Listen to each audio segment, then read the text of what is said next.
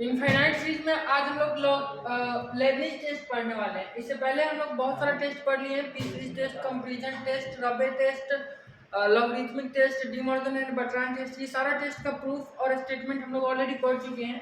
Next Lebanese test हम लोग पढ़ रहे हैं आज की क्लास में, और इसके नेक्स्ट क्लास में क्यूसी कंडेंसर टेस्ट हम लोग पढ़ेंगे। उसके बाद सारा टेस्ट खत्म हो जाएगा इनफाइनाइट सीरीज का। उसके बाद हम लोग क्वेश्चन करेंगे।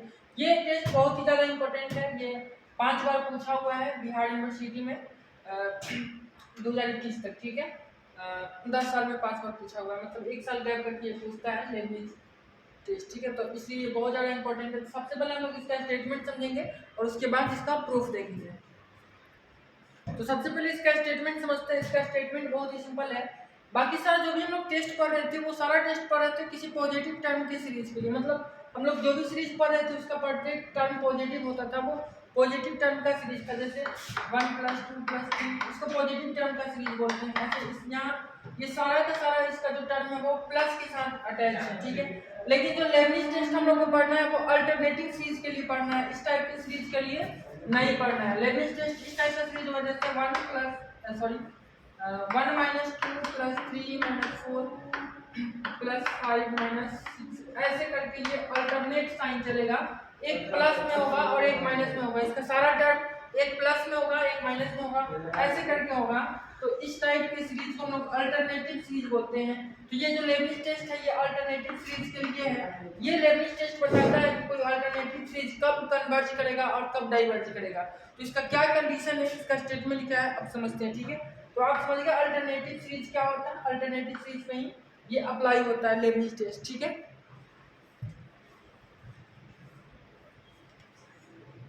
अब देखिए इसका स्टेटमेंट करता है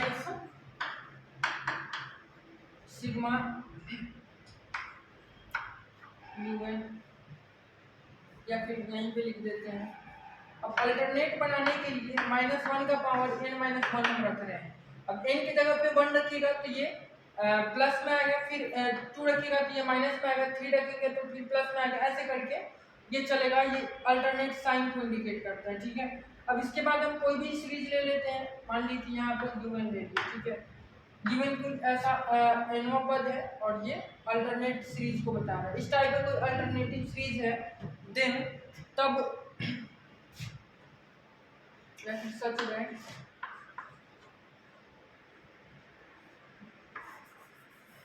if sigma -1 का power n - 1 un is an alternative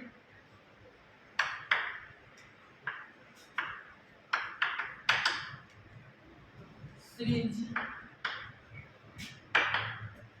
such that, ठीक है, sigma un is equal to u1 plus u1 minus ये प्लस में u1 minus u2 plus u3 minus dot dot dot ऐसे करके ये टू इन्फिनिटी तक जा रहा है, ठीक है। और सीधा डॉट डॉट डॉट लिख रहे हैं। तो इस टाइप का कोई सीरीज है तो इसमें कुछ लेबनिज टेस्ट अप्लाई होगा। तो लेबनिज टेस्ट कहेगा क्या, तो पहला बात देन, ठीक है। इसका जो पहला कंडीशन है वो ये है कि इसका जो प्रत्येक टर्म होना चाहिए अपने आगे वाले टर्म से बड़ा होना चाहिए। जैसे देखिए यहाँ पे जो u2 है ना और यहाँ u1 है, तो इसमें u1 बड़ा होना चाहिए, u2 छोटा होना चाहिए, यानी डिक्रीजिंग फंक्शन होना चाहिए। जैसे जैसे ये n का वैल्यू बढ़ेगा आगे की तरफ जाएगा, इसका वैल्यू कम होते जाएगा। जैसे u1 बड़ा होगा u2 से, u2 बड़ा होगा u3 से, और u3 बड़ा होगा u4 से। डेट इज, इसका कहने का मतलब है, इसको एक लाइन में हम लोग कह सकते हैं, इसका जो un पद है वो बड़ा है un + 1 पद से। कहने का मतलब ये हुआ कि जो नेक्स्ट वाला टर्म है वो छोटा होगा और जो पहले वाला टर्म है वो बड़ा होगा, ठीक है। तो इतना ये लैंग्वेज में लिख करके इसके जगह पे ये लैंग्वेज लिखा हुआ है इसके स्टेटमेंट में, ठीक है। हम आपको समझाने के लिए लिखे हैं। तो इसको हम लोग ऐसे लिख सकते हैं un is greater than un + 1, ठीक है। उसके बाद ये जो कंडीशन लिख रहे हैं ये क्या है, ये कंडीशन ये बताता है कि उसी लेबनिज टेस्ट अप्लाई कब होगा, ठीक है। लेबनिज टेस्ट अप्लाई करने के लिए सबसे पहला कंडीशन है कि सीरीज जो है वो अल्टरनेटिव होना चाहिए। दूसरा कंडीशन ये है उसका प्रत्येक टर्म उसका प्रत्येक पहला टर्म बड़ा होना चाहिए अपने बाद वाले टर्म से, ठीक है। और दूसरा कंडीशन ये है कि ये लिमिट, ठीक है, n टेंड्स टू इन्फिनिटी और un का जो वैल्यू है वो 0 होना चाहिए। मतलब इसके nवें टर्म का जो है लिमिटिंग वैल्यू जब n इन्फिनिटी की तरफ टेंड्स करेगा तो वो वैल्यू 0 आना चाहिए। अगर ये दो कंडीशन अप्लाई होता है और सीरीज अल्टरनेटिव है तब उसमें हम लोग लेबनिज़ थ्योरम अप्लाई कर देंगे, ठीक है। तो लेबनिज़ थ्योरम अप्लाई होगा तो होगा क्या, मतलब लेबनिज़ थ्योरम कहेगा क्या, तो लेबनिज़ थ्योरम कहता है कि अगर इस दोनों कंडीशन को फुलफिल करता है तो देन सिग्मा यूएन, ठीक है, या फिर सीरीज देन गिवन सीरीज मुझे दिख रहा है इज कन्वर्जेंट।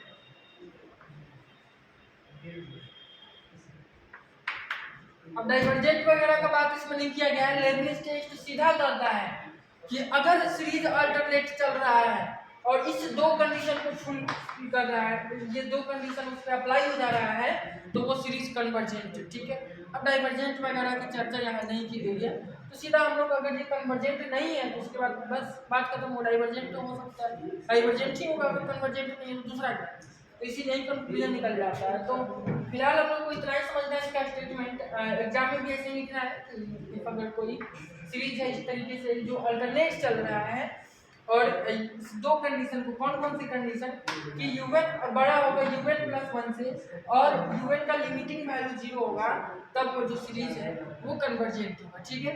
यही चीज इसका स्टेटमेंट है। अब इस चीज को हम प्रूफ कैसे करेंगे, इसका प्रूफ क्या होता है वो देखते हैं। तो समझते हैं इसका प्रूफ कैसे करेंगे। इसका प्रूफ किस कॉन्सेप्ट पे आधारित है पहले हम आपको ये बताते हैं। जैसे कि यहाँ U1 है, ये सीरीज है, मान लीजिए अल्टरनेटिव सीरीज U1 है, माइनस U2 है, प्लस U3 है, माइनस U4 है, ऐसे करके अल्टरनेटिव सीरीज है और ये चल रहा है, ठीक है।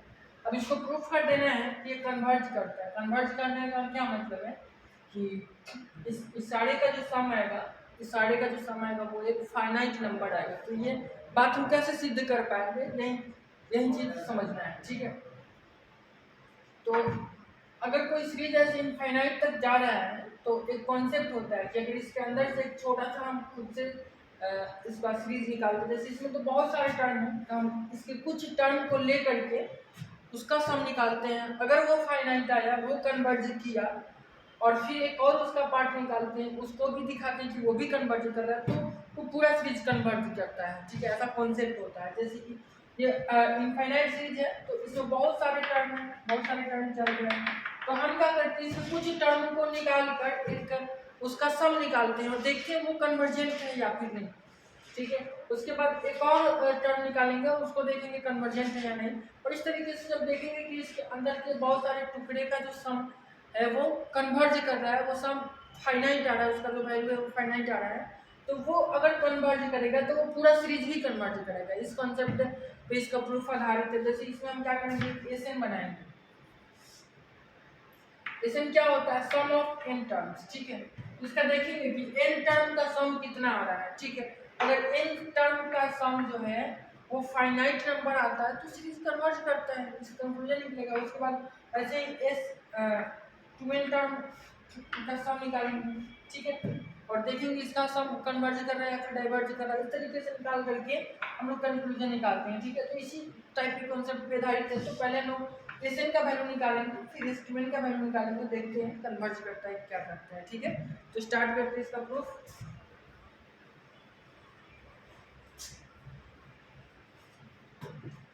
ठीक है, तो सबसे पहले लिखेंगे late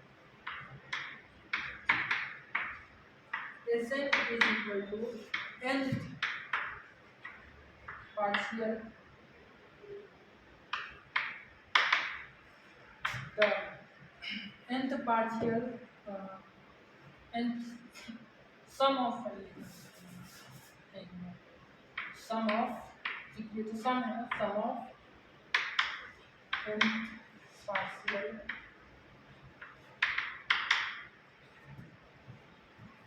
terms of given series.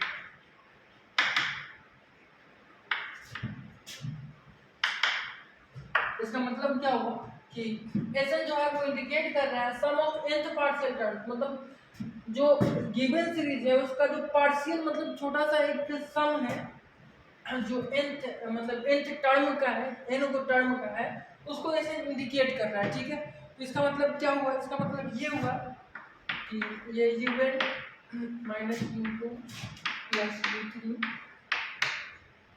Minus u4 ऐसे करते करते कि कितने टर्म का सम है, तो ये है u1 टर्म तक जाएगा। ठीक है, u1 टर्म तक का सम है। तो यहाँ अब चूंकि u1 का साइन हमको पता नहीं है कि u1 का साइन क्या होगा, तो ये -1 का पावर n-1 रख देंगे तो इसका साइन पता चल जाएगा।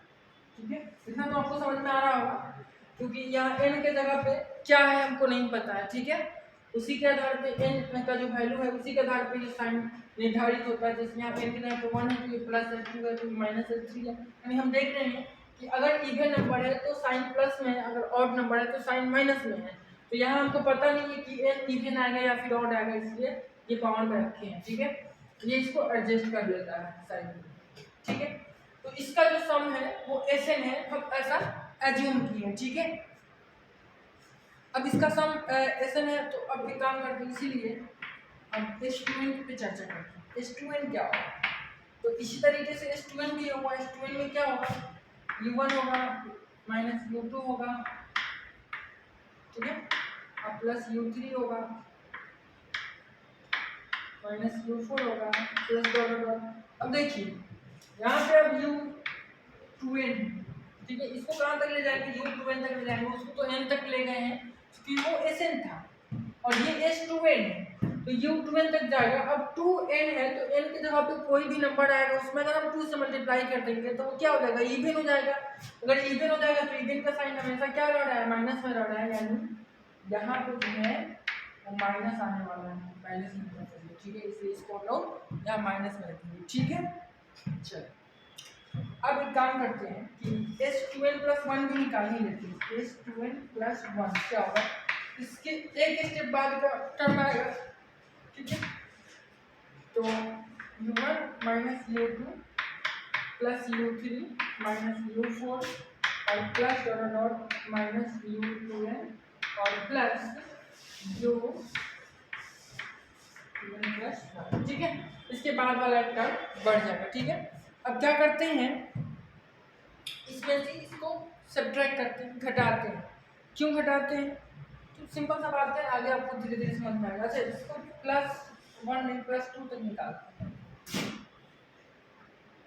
जनरली इसको याद कर लिया जाता है, प्रूफ को ज़्यादा इसमें समझने वाला होता नहीं है। जो प्रूफ किया गया है उसको हम लोग कर देते हैं। ठीक है, यहाँ +2 कर दिए। अब इसको क्या करते हैं, सब्ट्रैक्ट करते हैं इसमें से इसको। जब इसमें से इसको सब्ट्रैक्ट करेंगे तो यहाँ तक की चीज़ें तो सेम है ना, ये खत्म हो जाएगा। ठीक है, और यहाँ 2 टर्म बचेगा, इसके बीच में एक और टर्म आ जाएगा, ये तो +1 रहे हैं। ठीक है, एक माइनस u 2n माइनस 2 आ जाएगा, 2n प्लस 2। ठीक है, तो यही 2 टर्म बच जाएगा। अब खुद सोचिए ना, जब इसमें से इसको सब्ट्रैक्ट करेंगे तो यहाँ तक की चीजें सेम है, ये कट जाएंगी और ये दोनों बच जाएगा। ठीक है, तो S2n प्लस 2 माइनस S2n, ठीक है, इक्वल टू ये सारा और ये सारा कट जाएगा तो हो जाएगा u2n plus 1 minus u2n plus 2।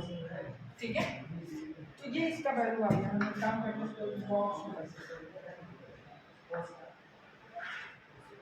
ठीक है, यहाँ तक तो समझ में आया होगा। अच्छा, अब हम आते हैं स्टेटमेंट। जिसका स्टेटमेंट है लेबनिज थ्योरम का, वो कहता है कि इसका जो बाद वाला टर्म है ना वो छोटा होगा अपने पहले वाले टर्म से। तो ये कौन सा टर्म है, ये बाद वाला है और ये पहले वाला है, यानी ये बड़ा है और ये छोटा है। ठीक है, अब चूंकि ये बड़ा है और ये छोटा है तो बड़े में से छोटे को हम लोग सब्ट्रैक्ट करेंगे, यानी कुछ पॉजिटिव नंबर आएगा। यानी ऐसा हम लोग कह सकते हैं कि इसका जो भी वैल्यू आएगा ना वो पॉजिटिव आएगा। ठीक है, पॉजिटिव आएगा, इसका सेंस क्या होगा, 0 से बड़ा आएगा यानी हम लोग ये कह सकते हैं कि इसका जो वैल्यू है ना ये 0 से बड़ा है या फिर 0 के बराबर हो सकता है, ये भी हो सकता है कि इक्वल हो जाए। स्टेटमेंट में ये भी मेंशन रहता है कि इक्वल भी हो सकता है, ठीक है। यहाँ पर अगर ये ऊपर में इसको लिखते हैं, ठीक है, S student plus 2 minus S student is greater than equal to 0, ठीक है। ये बात कहाँ से? फ्रॉम स्टेटमेंट,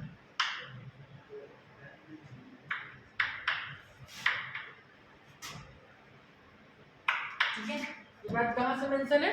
स्टेटमेंट से, ठीक है। यहाँ तक तो समझ गए, ठीक है। आगे समझते हैं। अब देखिए क्या करना है, यहाँ से इसको इधर भेजेंगे तो ये माइनस है तो ये प्लस में हो जाएगा, तो ये जाएगा एस स्टूडेंट प्लस 2 और ये ग्रेटर देन इक्वल टू और एस स्टूडेंट। देखिए अब इससे क्या पता चलता है, इसको देखकर ऐसा लग रहा है कि एस स्टूडेंट जो है इसके दो बाद वाला टर्म ये है और ये क्या है, इससे बड़ा है या फिर बराबर है। तो इससे पता चल रहा है कि ये जो हम लोग एस स्टूडेंट लिए हैं, ये एक छोटा सा पार्शियल जो सम लिए हैं वो भी क्या है, वो मोनोटोनिकली इंक्रीजिंग सीक्वेंस है। मोनोटोनिकली इंक्रीजिंग सीक्वेंस उस टाइप के सीक्वेंस को बोलते हैं जिसका जो प्रत्येक टर्म होता है ना वो घटते क्रम में होता है, ठीक है। उसको इंक्रीजिंग बोलते हैं। जैसे कि पहले, जैसे इसमें अल्टरनेटिव चीज में क्या है कि पहले वाला टर्म जो है बड़ा है, दूसरा वाला टर्म उससे छोटा है, ऐसे करके जा रहा है। तो उसी टाइप का बात यहाँ होता है। तो लेकिन इसीलिए स्टूडेंट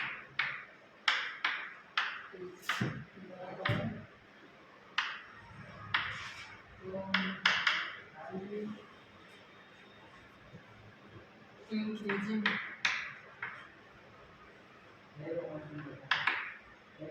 सीक्वेंस,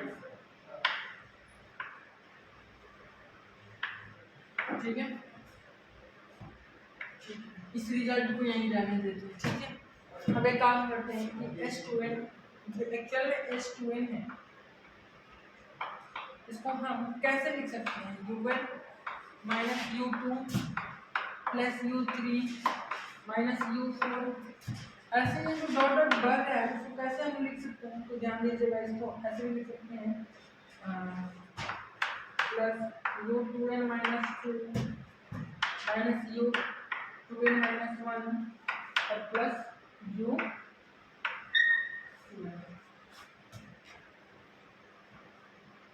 ठीक है। सम में इवन माना जो है वो माइनस में से, ठीक है। ये माइनस में से ये प्लस में से ये माइनस। ऐसा क्यों लिखे हैं? देखिएगा इसको ऐसा इसलिए लिखे हैं, इससे कॉमन बनाने वाले, कुछ काम करने वाले, ठीक है। देखते क्या कॉमन बनता है। इस इवन को अलग रखने देते हैं, बाकी दो दो का पेयर बनाते हैं, माइनस को कॉमन करते हैं। देखिए माइनस को यहाँ से कॉमन करते हैं, ठीक है। माइनस को कॉमन कर लेंगे तो ये u2 क्या हो जाएगा, प्लस में आ जाएगा। तो यहाँ प्लस में लिखेंगे और यहाँ से फिर माइनस कॉमन कर लेंगे तो u3 माइनस में आ जाएगा, तो ये u3 हो जाएगा, ठीक है। और फिर ये माइनस प्लस में आ जाएगा तो ये u4 हो जाएगा। इसका जो नेक्स्ट वाला टर्म है वो माइनस में आ जाएगा, इसका नेक्स्ट वाला टर्म u5 है। ऐसे ही ये क्रम चलते रहेगा। आगे अगर फिर यहाँ से माइनस क्या हो जाएगा, कॉमन में आ गया तो ये u2 माइनस 2 हो जाएगा और ये हो जाएगा माइनस u2 माइनस 1, ठीक है। एक ये खाली सिंबल बच जा रहा है, ठीक है। इसका भी माइनस कॉमन आ जाएगा तो ये आ जाएगा प्लस में, ओके। अब देखिए ध्यान से, देखने वाली बात ये है कि ये तो u1 है, ठीक है, माइनस है। अब ये u2 माइनस u3 है। अब u2 का मतलब क्या है, u2 तो पहला टर्म है, अब u3 उसके बाद वाला टर्म है। तो स्टेटमेंट से ये इसका जो वैल्यू है ये इससे कम होना चाहिए। अब ये बड़ा है और ये छोटा है, तो बड़ा में से छोटा जब भी हम सब्ट्रैक्ट करेंगे तो कोई वैल्यू आएगा जो पॉजिटिव होगा। पॉजिटिव का मतलब 0 से बड़ा होगा, यानी ये पॉजिटिव आएगा, ये बॉक्स भी पॉजिटिव आएगा, ये बॉक्स भी पॉजिटिव आएगा। सारा का सारा जो है पॉजिटिव आने वाला है। और सारे पॉजिटिव नंबर को जब हम लोग ऐड करेंगे, सबके बीच में ऐड है, सारे ब्रैकेट के बीच में, तो भी तो एक पॉजिटिव नंबर ही आएगा ना। तो हम लोग ऐसा कर सकते हैं कि यहाँ पे जो आएगा ना वो एक पॉजिटिव नंबर आएगा, ठीक है, यानी माइनस समथिंग पॉजिटिव, या फिर इसको सीधा सीधी हम लोग ऐसे लिख देते हैं, इसको लिखना यहाँ पे सही नहीं है, यानी यहाँ पे सीधा लिख देते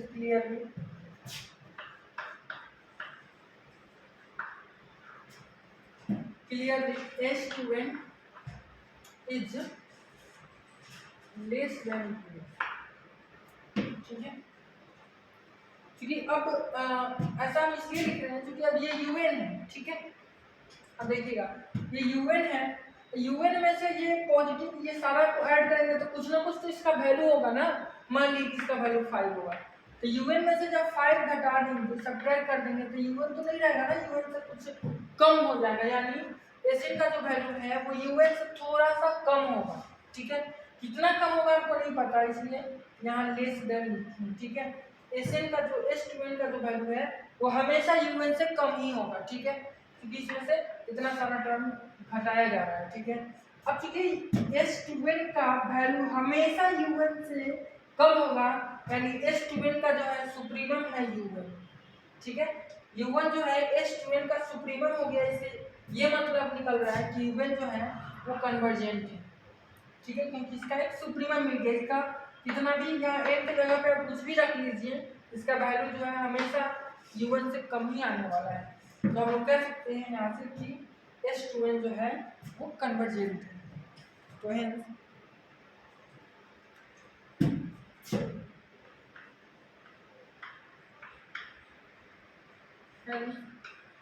S2n इज कन्वर्जेंट, या फिर बाउंडेड एवं भी कर सकते हैं कि इसका जो वैल्यू है वो बाउंडेड हो गया, ये एक दायरे में है कि UN से जो है वो ज़्यादा नहीं हो सकता है। तो हम लिख देंगे हेल्थ S2n इज बाउंडेड एवं,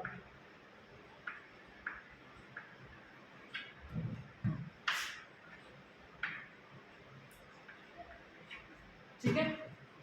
आगे बढ़ते हैं, तो यानी ये सब लोग यहाँ से कह सकते हैं कि S2n जो है वो कन्वर्जेंट है, hence S2n is convergent.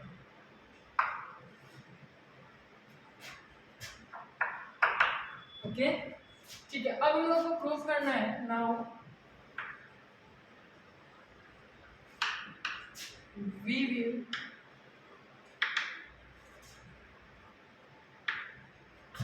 show that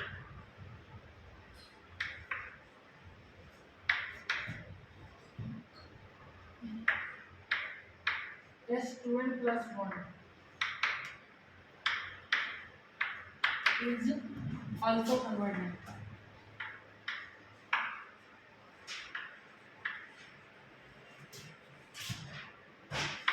also convergent, ठीक है।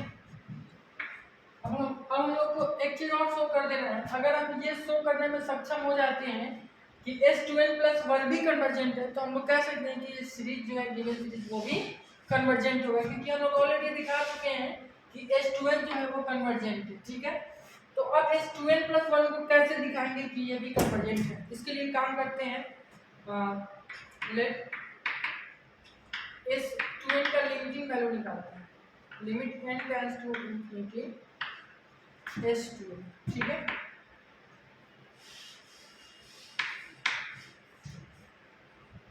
इधर में क्या है, limit n tends to infinity. अब एक बात बताइए, S2n के जगह पे, अच्छा पहले इसको L मान लेते हैं,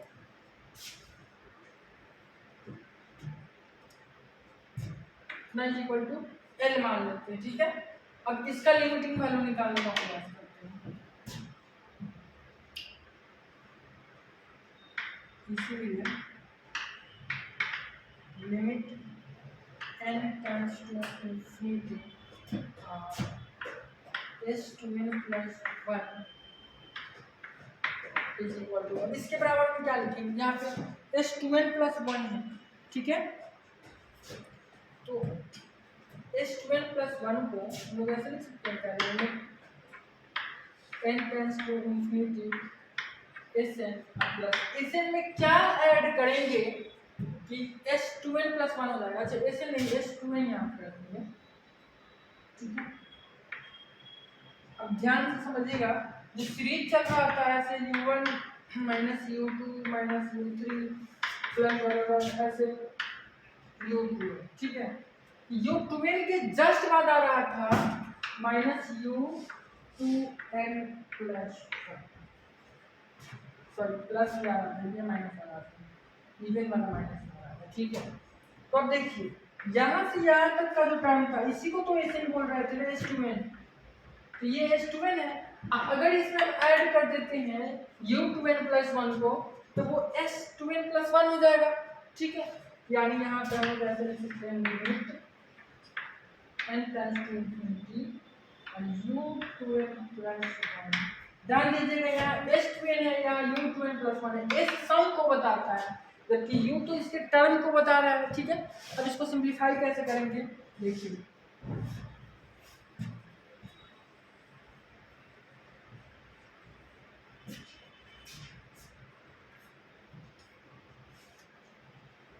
अब यहाँ से इसका वैल्यू तो आप देख रहे हैं, यहाँ एल मानने में नई चीज है, इसी चीज का ना वैल्यू यहाँ हम एल लिए थे, तो इसकी जगह पर तो सीधा एल रख देंगे, ठीक है। अब यहाँ ध्यान दीजिएगा, स्टेटमेंट में एक बड़ा ही शानदार बात बोला था कि इसका जो इनवा टर्म का लिमिटिंग वैल्यू है वो कितना होगा, 0 होगा।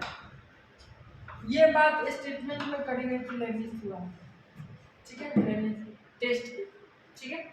अब इससे क्या कंक्लूजन निकलता है, अब एनवा टर्म का जो लिमिटिंग वैल्यू होगा वो 0 होगा। अब एनवा तो कोई भी टर्म हो सकता है, इनके जगह पे 1 भी हो सकता है, 2 भी हो सकता है, 3 भी हो सकता है, 5 भी हो सकता है, 10 भी हो सकता है, और n प्लस 1 भी हो सकता है, 2n प्लस 1 भी हो सकता है, क्योंकि एनवा है। माने इसके कहने का मतलब, इस स्टेटमेंट को कहने का मतलब ये था कि इसका जितना भी टर्म होता है सबका अगर आप लिमिटिंग वैल्यू निकालिएगा तो वो 0 के ही बराबर आएगा। तो इस वाले टर्म का लिमिटिंग वैल्यू भी तो 0 के बराबर आएगा, यानी इसका वैल्यू क्या हो जाएगा, 0 हो जाएगा। कहाँ से, तो फ्रॉम स्टेटमेंट,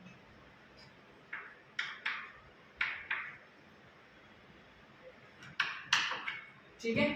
तो फ्रॉम स्टेटमेंट से इसका वैल्यू क्या हो जाएगा, 0 हो जाएगा।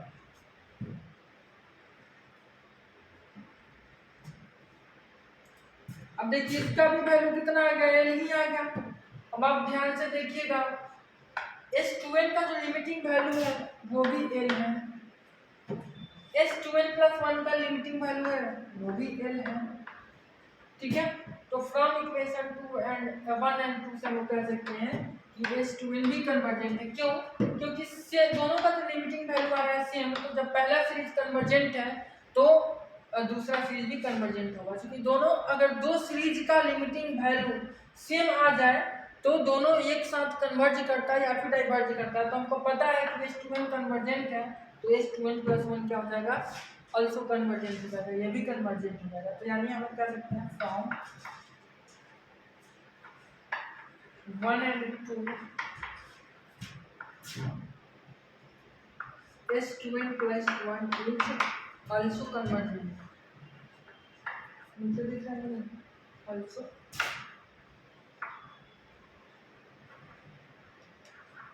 ठीक है, ये भी कन्वर्जेंट है। अब चूंकि Sn भी कन्वर्जेंट है, S2n प्लस 1 भी कन्वर्जेंट है, तो ये दोनों किसका टुकड़ा है, गिवन सीरीज का टुकड़ा है। अब किसी सीरीज का दो को टुकड़ा हम लेकर के उसको ऐड करके देख लीजिए कि वो कन्वर्जेंट आ रहा है, तो इससे अब हमको ये भी पता नहीं है कि n क्या है, तो n के जगह पे कुछ भी हो जाएगा तो वो बहुत बड़ा टुकड़ा हो जाएगा। मान लीजिए n के जगह पे 5 रखेंगे तो वो 1 से लेकर 5 तक का हो जाएगा, 1 से लेकर यहाँ 10 तक का हो जाएगा, यहाँ 11 तक का हो जाएगा। कोई भी हम उसका जो पार्टिकल ले रहे हैं, उसका जो पार्ट ले रहे हैं तो देख रहे हैं तो वो कन्वर्ज कर रहा है, उसका हर एक पार्ट कन्वर्ज कर रहा है, तो क्या वो पूरा सीरीज डाइवर्ज करेगा, नहीं, वो भी कन्वर्ज करेगा। तो हम लोग कह सकते हैं क्लियरली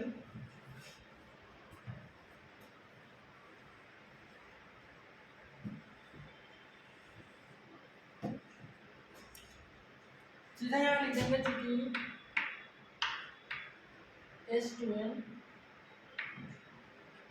अच्छा S2n कन्वर्ज कर रहा है तो Sn भी कन्वर्ज ही करेगा, सिंपल सा बात है। S2n and H2 plus 1 is convergent.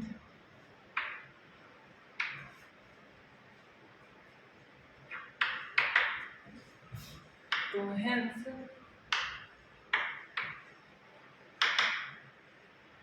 given series is also